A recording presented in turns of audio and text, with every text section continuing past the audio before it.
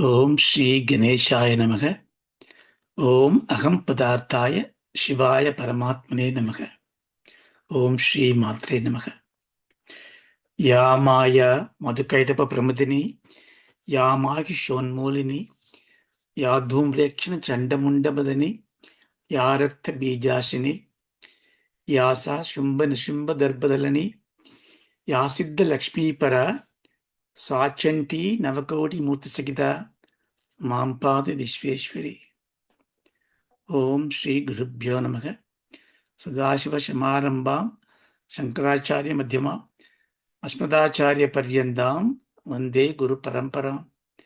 ॐ सहनाववतु सहनौ पुनक्तु सह वीर्यं करवावहै तेजस्विनावधीतमस्तु मा विद्विषावहै. ॐ शान्ति शान्ति शान्तिः. हरिः ओम्. ऐङ्कार ह्रीङ्कार रहस्ययुक्त श्रीङ्कारकूडार्थमहाविभूत्य ओङ्कारमर्म प्रतिपादिनीभ्यां नमो नमः श्रीगुरुपादुकाभ्याम्. बिन्दुत्रिकोणवशकोणदशारयुग्म मन्वश्रनाकतलसंयुतषोडशारं वृद्धत्रयं च धरणीसदनत्रयं च श्रीचक्रमेतत् उदितं परदेवदयाः. भूमौ स्खलितपातानां भूमिरेवावलम्बनं त्वयि जात अपराधानां त्वमेव शरणं शिवे.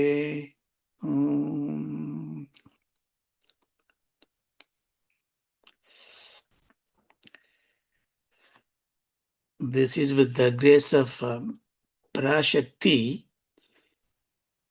We are fortunate to contemplate on Soundaryalahari, the great aushatam for the sadhakas, because every verse in Soundaryalahari is mantra. Each verse is a mantra. In every verse, within every word, there are aksharas, aksharani, mantrani, bhavati. So, for that reason, Soundaryalahari, reciting it loud itself is upasana. See, upasana means, the word upasana, the prefix upa is there in everywhere, like upavasam, upanayanam, upadesam, upanishad. The upa prefix has got a meaning, many meanings. One is to be near or to be in an elevated position. So upavasam means living or dwelling at the elevated position. Elevated to who? Elevated to be near at the God. So, but normally we say upavasam means fasting. Yeah, that's fine. You fast as a ritual, as a penance, but not eating and simply watching a television or reading a book or doing anything which is not spiritually purposeful. It is not upavasam. Mind is filled with the divine presence. Because of that engagement in your mind, you forget to eat, you ignore to eat, forget to drink, ignore to drink. That is a penance of. So not eating is just a byproduct of this endeavor. Same thing, upasana. Asana means the seat. Upasana means you take a seat which is closer to the God. So divinity is what is. So how do you become closer to the God? By inviting the grace of God into your heart. So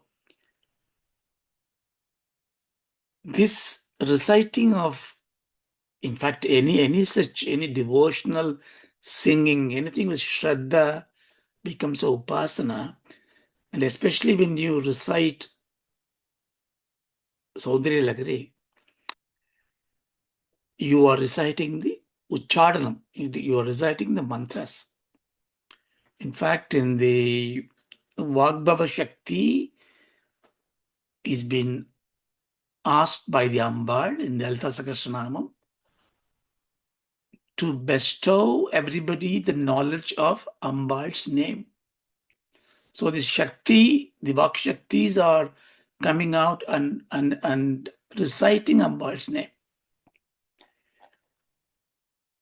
Vashinyadi Vagdevata Rishekha, we say that.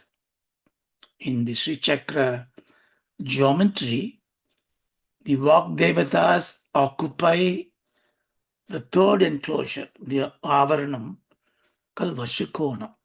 You know, the prayer we talk about Vashikonam, the 8 angles.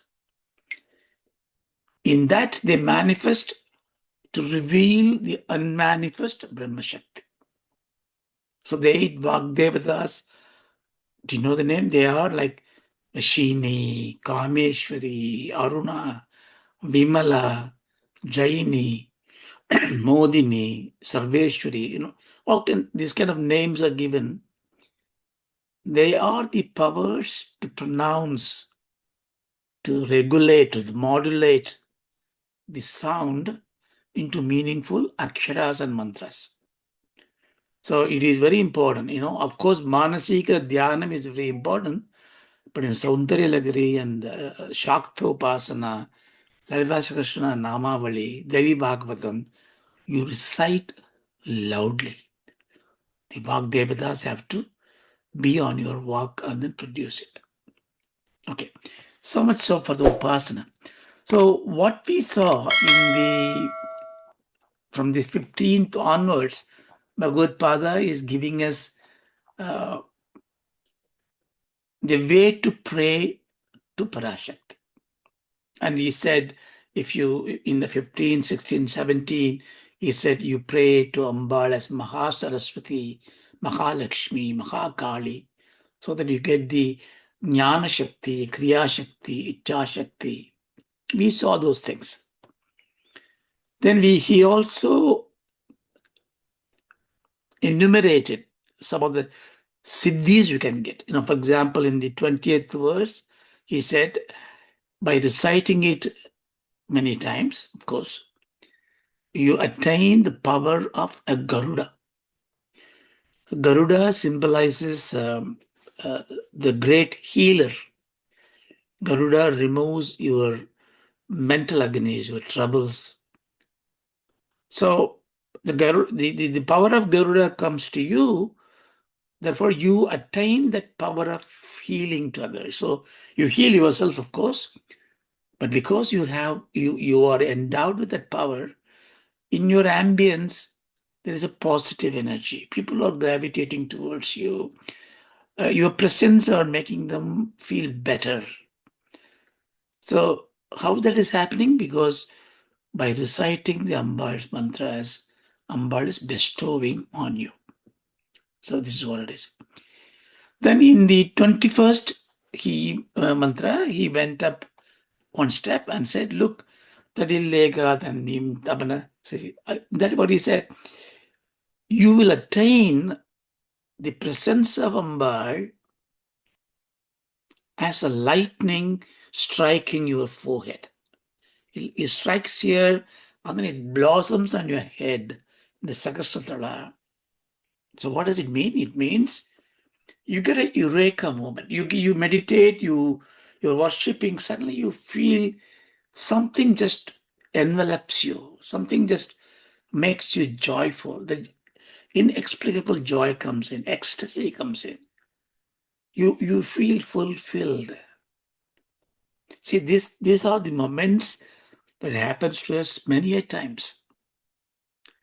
What we lack is the capacity to recognize that and holding on to it. So it is not that, you have to labor a lot of time. You labor a lot of time to undo your ignorance. See, Bhagavan's grace, in Lalita Sahasranamam they say, in the Palastuti, if you recite it for 200 times or 1,000 times, Ambal is going to give you the grace. Ambal is going to bestow the boons for you. So what about if I don't recite it? If Ambal is giving me boons only when I recite her names, what kind of trade it is? So she also needs to be bribed by this flattery. They say you do this naivedyam, you do 10 times, you do the pradashanam, you do this namaskar and do this ritual, then you'll attain it. Then you think, yeah, fine, I do that. But then what kind of God it is that I make her pleased, then she grants me that. So if you are given some gift only when you can make them happy about you, that's a transaction, that's a trade. That's not the idea. The idea here is Ambal is not giving you grace just because you pray to her. Imagine it is pouring rain, but you are holding an umbrella, sitting there, and you are saying, look, I need dampness, I need rain, I need water. But it is raining out there. But the only way that you can feel that water is there, rain is there, shower is there, it can dampen you, it can embrace you. You have to give up this umbrella, this darkness that is covering your head, the ignorance that you have. So, Ambal's grace is always, perpetually it is there for every Jivarasi because she's a Jagan Mata. A mother does not wait for the child to worship her, to feed her. No.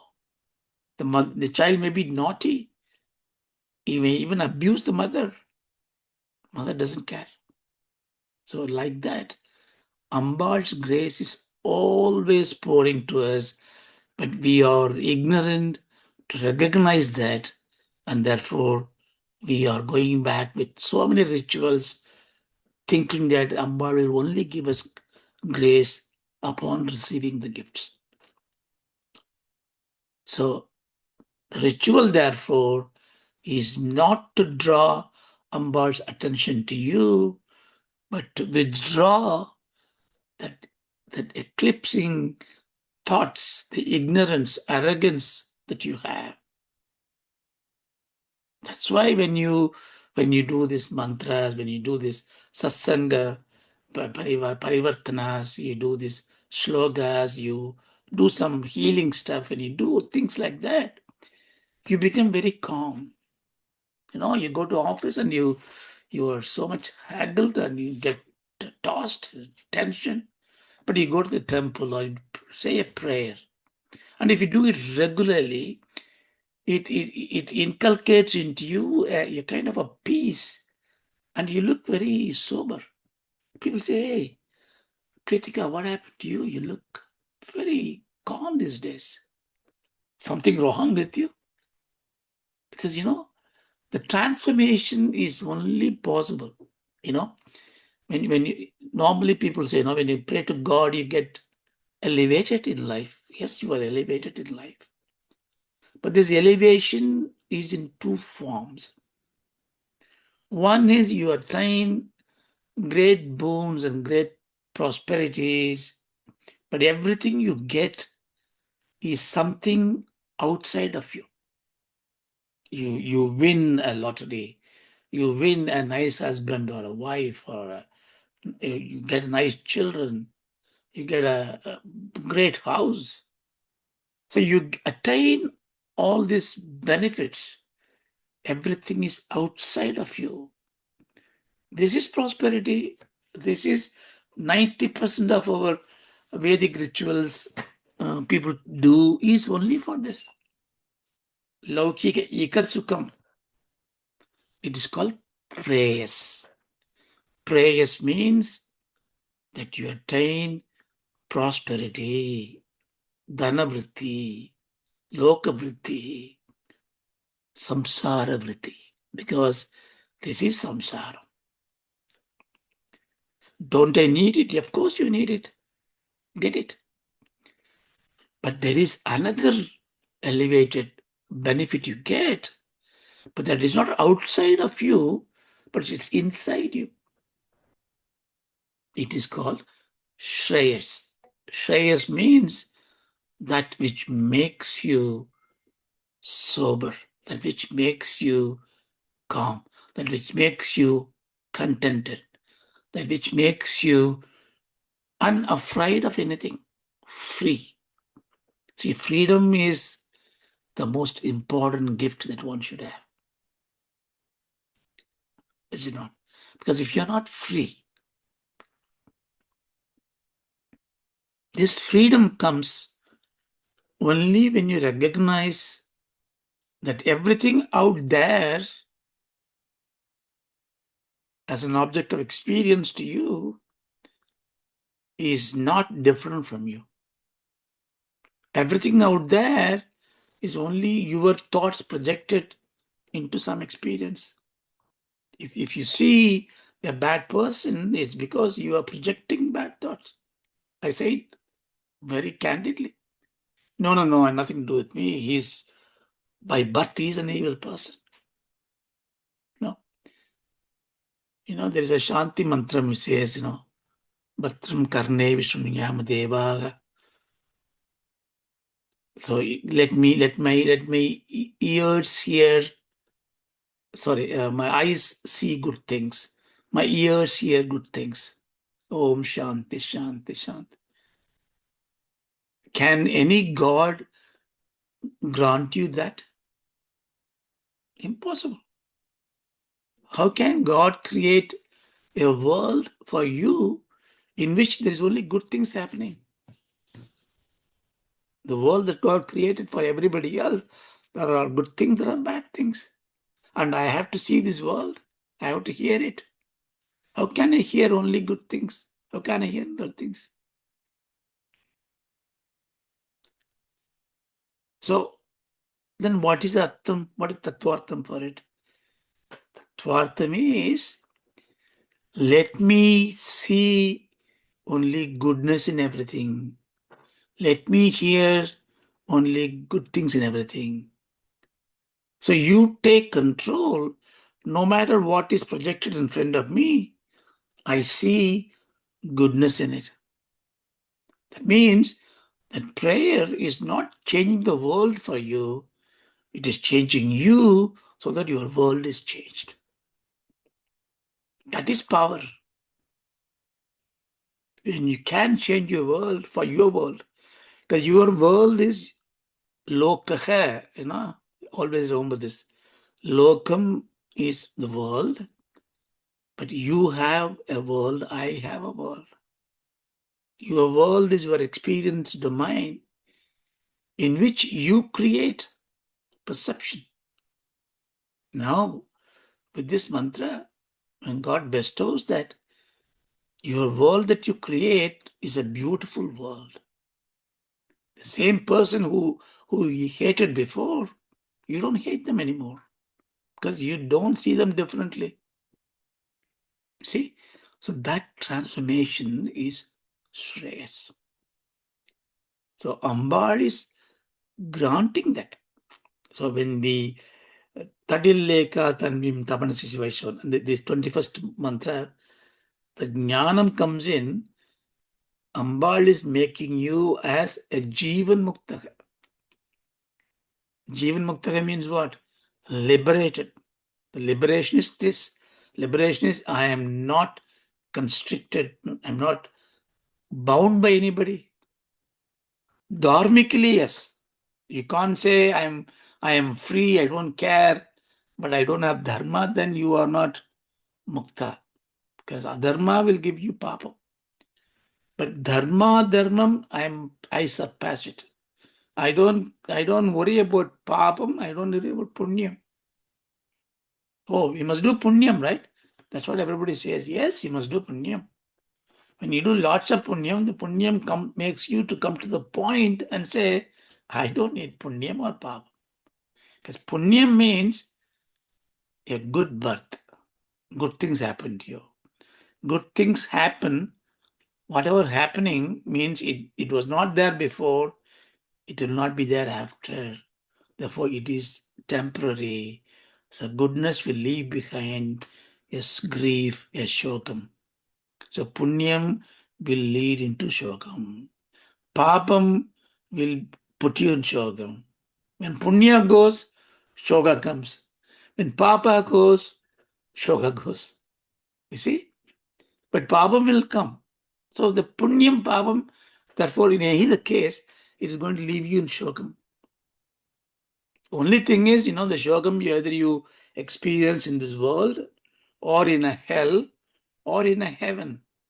Your place, your domicile may change. You may be in a first class train or a third class train, but you still suffer. But when you get this Jivan Mukta Bhavam, the Atma Bodham, then you say, I transcend dharma and adharma. Like Krishna says to Arjuna, you transcend. How do I transcend? The papam and punyam is the karma palam for what I do. Therefore, I cannot not do anything. Nobody can be in this world not doing anything. You have to do what you have to do. But if I do, I get a papam or punyam, depending on how I do it. No. Krishna says, no. The papam punyam comes to you only when you have the kartrutvam, the doership in you. So if I don't have a doership, what does it mean I don't have a doership? I do it, I know it, I do it. Yes, you do it. But don't have ownership to this. Just do. Just be. Is it possible? Difficult initially, but slowly.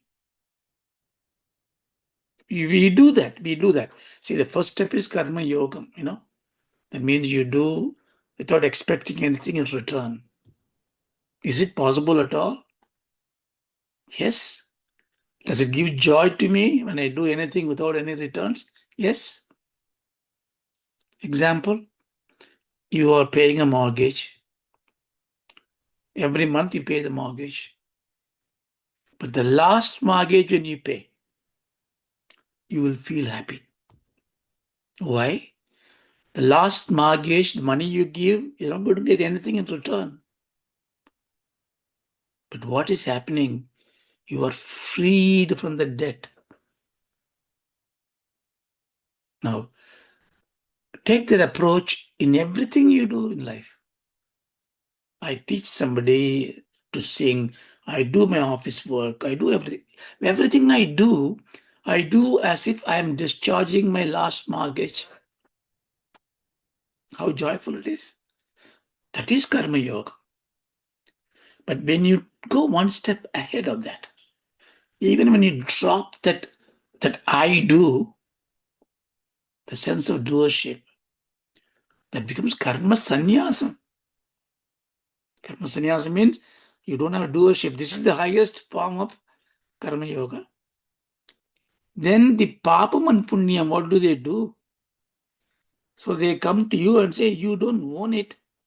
So therefore, it is giving that benefit to everybody around you. That's why in a family, even if one person is selfless, like a sannyasi, when he leads a life like this, the whole family, the whole ambience, whole neighborhood get benefit. Why? Because all his punyas he won't do papa anyway. He's a good soul. But the good things you do, he does or she does, all the punyam comes to that. I just digress, but I want you to understand the Jivan Muktan state is not something that you become a monk, closing your eyes and sitting somewhere and no, you live in this normal world. You are not a sannyasi in that sense. You become a rasika. We don't Rasika, how do you say in English? The one who enjoys life. Everything you enjoy. So nothing goes as a pain. Life becomes beautiful. So that is what Jivan Mukta is. So he said, become Jivan Mukta. So then we saw, okay, then he said, okay, I am a Jivan Mukta now. This is where we left in the last class, maybe 6 weeks back. So I just quickly recap to give connection. So we are progressing with this knowledge. So now I am a Jivan Mukta. At least I'm aspiring to Jivan Mukta. I pray to the Ambal. So in the 22nd verse, Bhagavan prays, Bhavanitvam dase mayi vitara drishtim sakaruṇābhaṃ idistodum vanchan kathaketi bhavanitvam tadaitvatvam tasmai tisasi nijasājitya padavīṃ mukundat brahmendra spatanakura-nīrājipatāṃ. I will not go detail because we've gone through it. But it's interesting here, Bhavani Tvam Dase Mayi. Tvam Dase Mayi. Tvam, you. Dase. Dase means I am the disciple of yours. Bhavani, O mother, upon me, sakaruna trishtim vitaraha. May you pass your merciful glance upon me. Iti, this way, yahas totum vanchan. Whoever say it with great shraddha. So, என்ன சொல்ற? Bhavani, please bestow your grace upon me.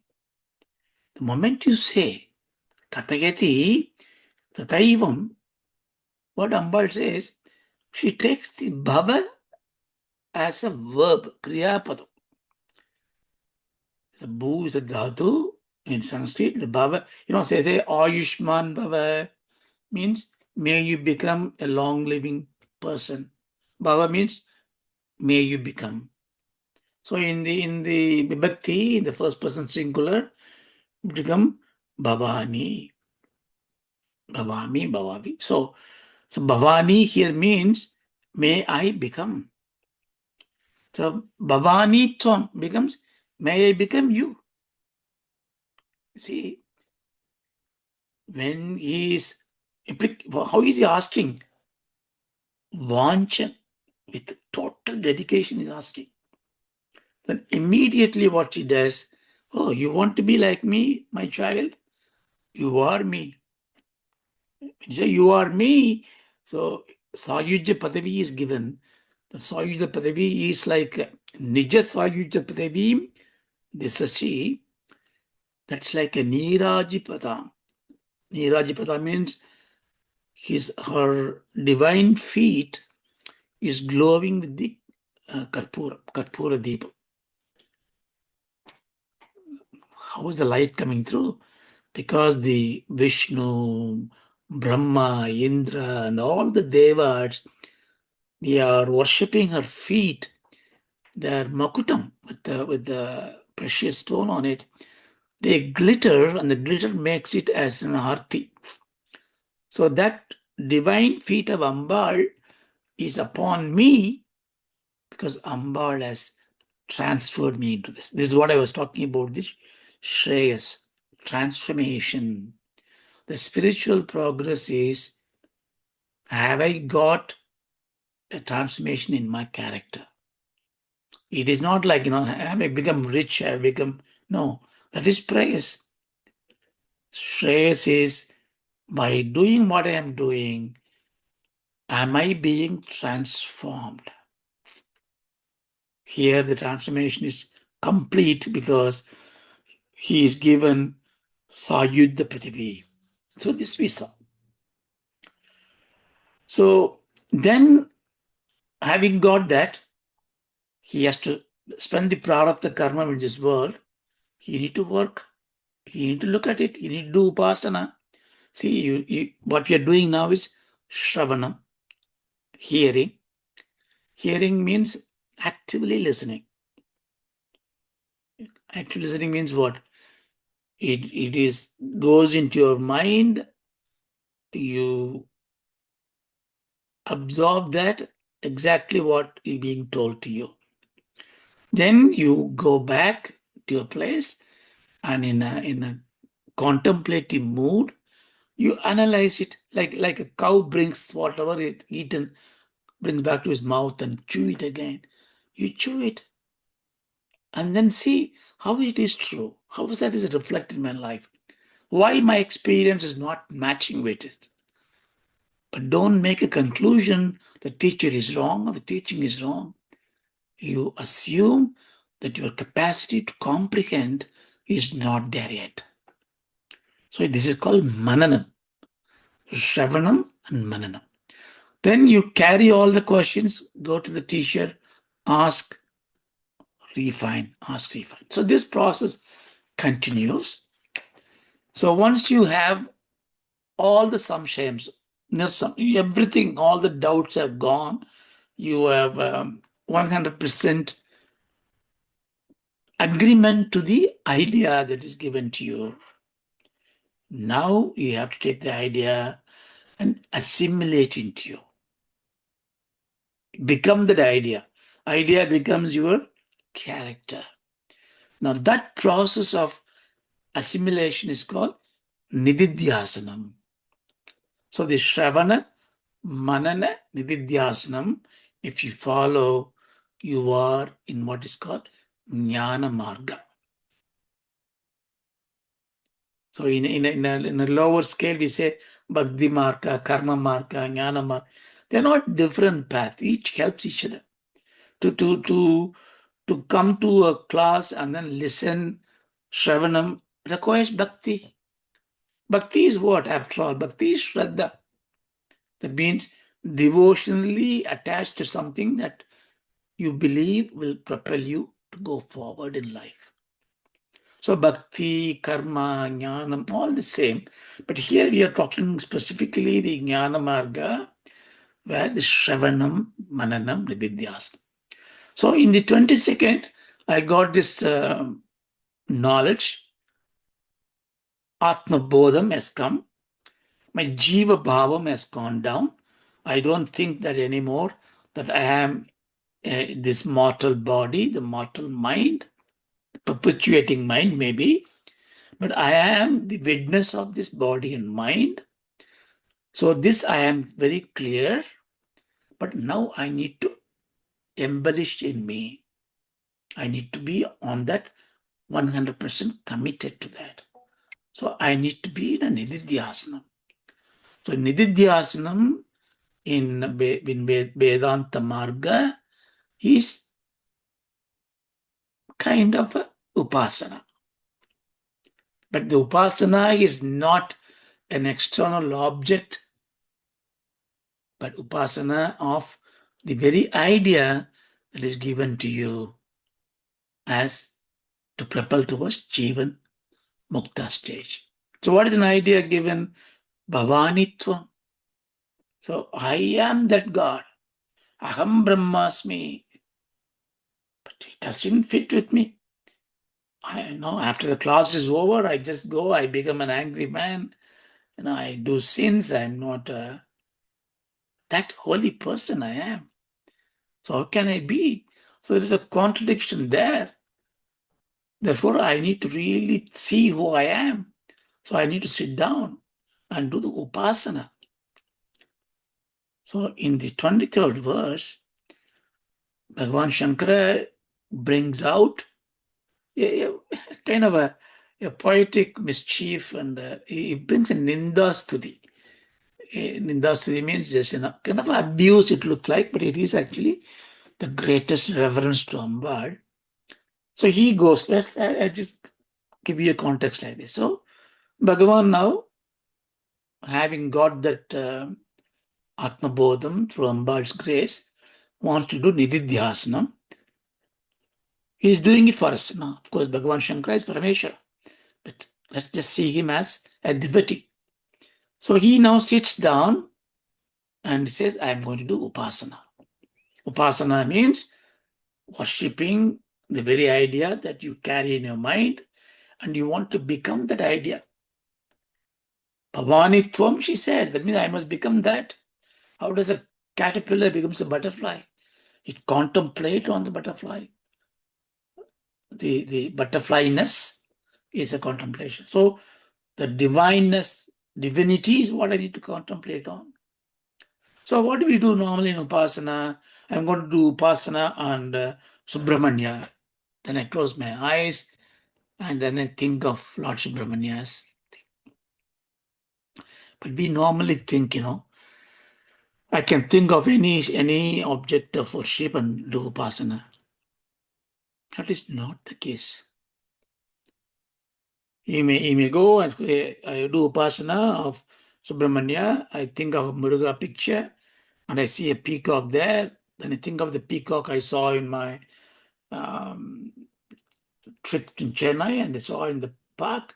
And then Chennai takes me to the restaurant I went to, the sweet I ate, and the doctors I saw, my relatives they came. So you see, now I am gone in somewhere. It's not that I failed in my upasana in dhyanam, because dhyanam is this. Dhyanam is not just become the ekagram. If I become one with that contemplative image at once, that is not dhyanam. That is samadhi. That is the goal.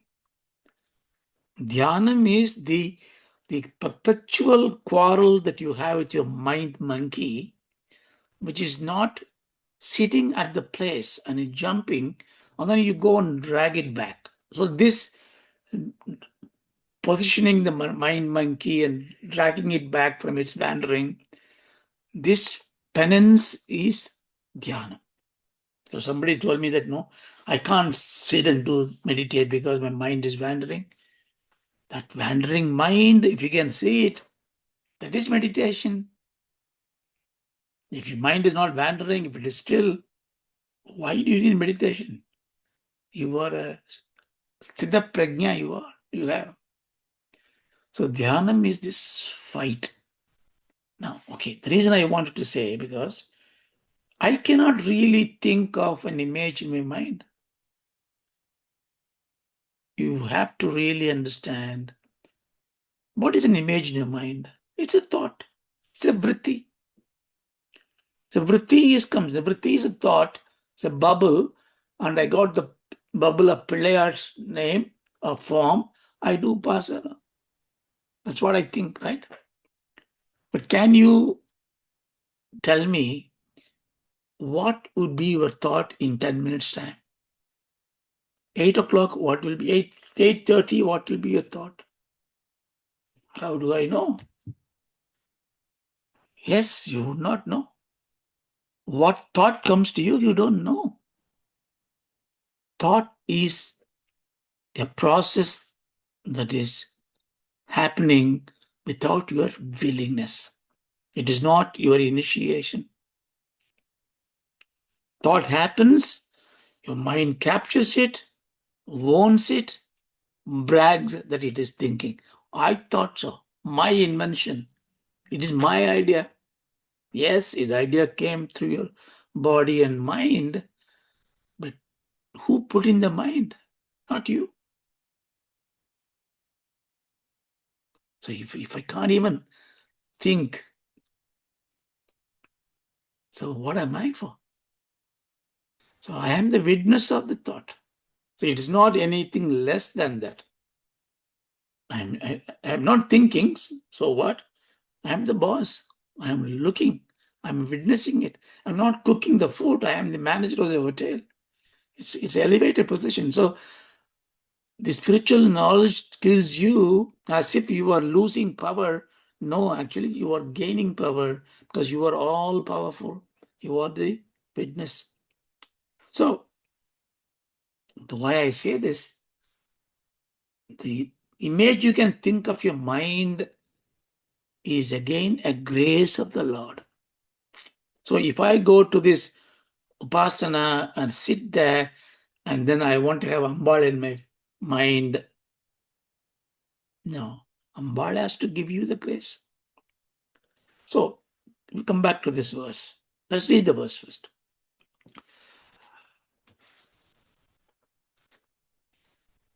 tvayā hṛtvā vāmaṃ vapuraparitṛptena manasā śarīrārdhaṃ śambho aparam hṛtamabhūt yadetattvadrūpaṃ sakalam-aruṇābhaṃ trinayanaṃ kucābhyām-ānamraṃ kuṭila-śaśi-cūḍāla-makuṭam tvayā hṛtvā vāmaṃ babuhu apari-tṛptena manasā śarīrārdhaṃ śambho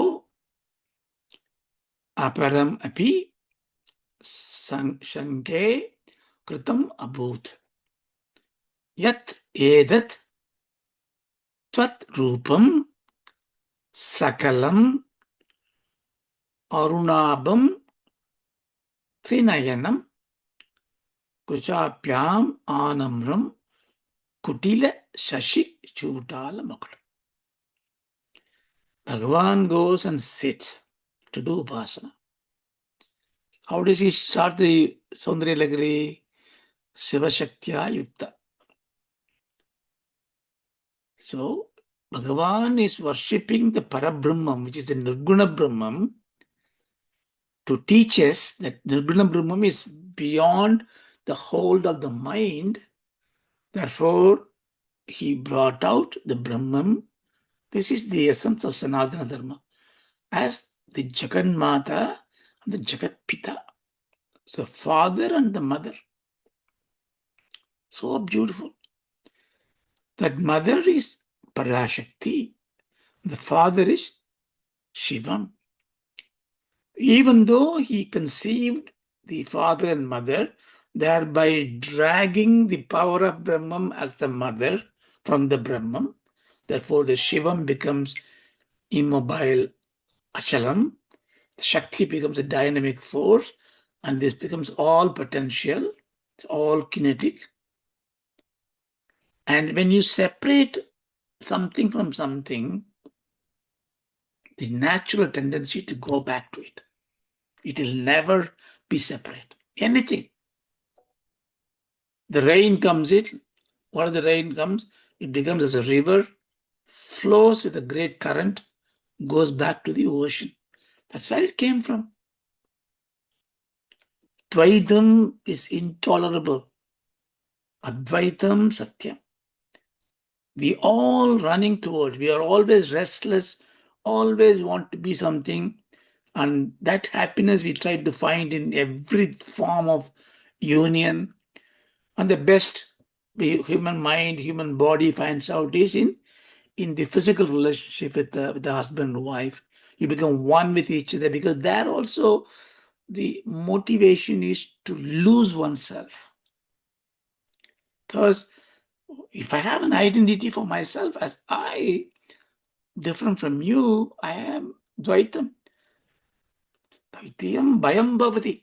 When there are other than me, there's a bhayam. Samsaram comes in. So natural instinct is to lose your identity. The I lose it. So in the physical relationship, momentarily you lose out. So it gives you joy. Same thing. When you listen to nice music, momentarily you lose yourself, you get a lot of joy. So losing oneself is liberation. That's why Ambal is now wants to lose herself, go back to the Shiva. So Ambal is, of course, she came out as a Parashakti, and in this process, she made this whole lot of universe juggling around, appointing an army of gods to manage it. But you know what she does? She wants to go back. Because that is the nature. That is the dharma. So that penance that she does to go towards is Shiva Shakti Aikyam. Now, Bhagavan got that the very moment Ambal separates from the Shivam, that is the very moment Ambal is joining with the Shivam. It's called a Pratosha Kalam. We say, Pratosham is the morning and the day and the night merges. Like that, the Parameshwaradas and Ambal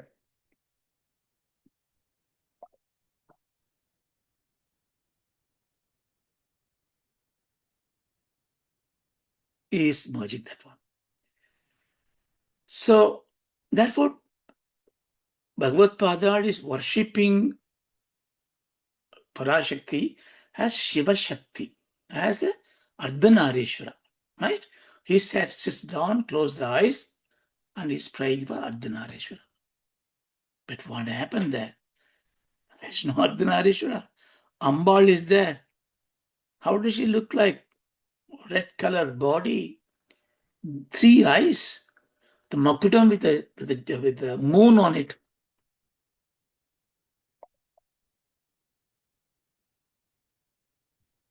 So it all looks like Shiva. Oh my God. So Shiva is not there. Ambal is all pervasive. So what happened to Shiva? Ardhanarishvara means Spadika-lingam, Suddha Spadika Sangasham. Shivan is Spadikam. Ambal is in red color. But I don't see the Spadikam and this red color. I see completely Arunam. What happened? So he wonders. Let's see the meaning of it. The third line, yadetattvadrūpaṃ. Yat, by what means? Yetat means the nearest. Somebody is near to him. This tvad-rūpaṃ, your form, sakalam-aruṇābhaṃ, it is completely red. I am not expecting that, because I was sitting to worship Shiva Shakti Aikyam as Ardhanarishvara, but I see completely red. Trinayanaṃ, you have 3 eyes, that belongs to Lord Shiva. How is that? And kucābhyām, I see abhyam is twice. A pair of breasts are there. I'm not supposed to see 2 breasts. There's 2 breasts there. Ānamraṃ, because of the weight of the bosoms, the body is slightly bent. You see, generally in a geometrical lakshana, the men supposed to be flat-chested and tall and standing erect, whereas the women, because of their breast, they are slightly bent, and Uttama Stris are supposed to be like that. So here I see the Ambal who is supposed to be with Shiva on that side. No, you are there. That means I have a doubt. What doubt is that? Śaṅke, I have a doubt. śarīrārdhaṃ śambho aparam maybe. So having taken take the first line. Tvayā hṛtvā vāmaṃ babuhu. Vāmaṃ means left side or north side. Right side is dakshina, left is vāmaṃ. Having taken the left side of Parameshwara's babuhu. See, babuhu means nourishing body, youthful body. Shariram means that which is decaying. When you are young, like a child, maybe until 25, 30 years of age, your body is growing with the blood and the vessel, nerve system changes, muscles build up. So you are growing. So Shiva is all eternally young. So the babuhu. So having taken tvayā hṛtvā vāmaṃ, having taken the left side, apari-tṛptena manasā. Apari-tṛptena means completely not satisfied, jealous, greed, not contented. See, don't even know whether Lord Parameshwara gives the body to her or not. If somebody loves you, a child loves you, you are reading a book, and it will come and throw your book and sit on your lap. It dominates you. You love it, you take it. Same way, Bhagavan is thinking, you Ambal, you are dominating. You went and already took Bhagavan's half the body. Like Mahalakshmi jumped up into the Vachasthalam of the Venkatesha. You did that. But still, apari-tṛptena manasā, without satisfied mind, śarīrārdhaṃ śambho aparamapi hṛtamabhūt. Hṛtamabhūt means you take away again what? śarīrārdhaṃ śambho. You taken the complete body of, that means you also taken the right side of it. In Tamil we say, yadatta kudutha, madatta pudicha. So I gave you a little bit. So Bhagavan is saying, you Ambal, you are a cheeky person. You steal. Parameshwara called vanchate, parivanchate in Rudram. Vanchate means you are a thief. You are a great thief. What does he steal? He steals the minds of the devotees. Like Krishna steals Navanitam. Navanitam is the minds of the people, devotees. So Parameshwara is such a stealer, and you are an expert stealer because you are taking away the whole thing. That's the reason why you are tvad-rūpaṃ, sakalam-aruṇābhaṃ. That's why your form is completely red. You have the three eyes. Yeah, I can see the pair of breast. I can see you bending, tender body. I see the crown with the moon. So I think, śaṅke, I suspect, I fancy you have stolen the whole of Bhagavan's body. In the Uttara Kaula process, they take this mantra as an example to show that Shivam is inside Shakti. Shakti is superior. Shivam is inside. Kind of a interpretation, but Shivam and Shakti are not different. If you have a capacity to sing, your Shakti is the singing ability. But how can your singing ability sing without you? You as a singer. So the singer is the substratum, and singing power manifest. So Shivam is a substratum, Shakti manifest the power. So they are not two different things, but for our own understanding of, we personify them into this way. So in this verse, by saying this, Bhagavan Shankara is as a poet, is just trying to tease her to do it. So we'll stop it here. tvayā hṛtvā vāmaṃ vapuraparitṛptena manasā śarīrārdhaṃ śambho aparam śaṅke hṛtamabhūt yadetattvadrūpaṃ sakalam-aruṇābhaṃ trinayanaṃ kucābhyām-ānamraṃ kuṭila-śaśi-cūḍāla-makuṭam. Om Arsadoma Satgamaya Tamasoma Jyotirgamaya Mrityoma Amurdam Gamaya. Om Shanti Shanti Shanti. Hari Om Tassat. Brahmarpanamastu.